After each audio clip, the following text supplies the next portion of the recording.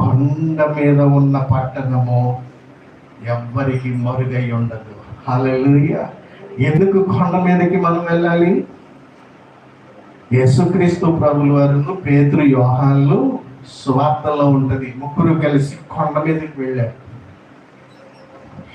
కొండ మీదకి వెళ్ళినప్పుడు యేసుక్రీస్తు ప్రభుల వారి యొక్క ముఖం రూపాంతరం చెందింది.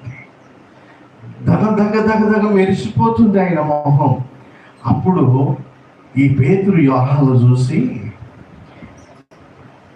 భయపడ్డారు.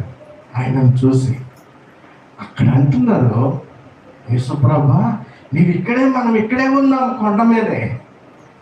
ఎందుకంటే నీకు ఒక పర్ణశాల, ఆ ఏలియాకు ఒక పర్ణశాల, మోషేకు ఒక పర్ణశాల మేము కట్టేస్తాం. మీ ముగ్గురు లోపల ఉండండి, మేమిద్దరము బయట ఉండి ఎవరైనా మీ దగ్గరికి వస్తూ ఉంటే మేము పర్మిషన్ ఇచ్చి పంపిస్తాం.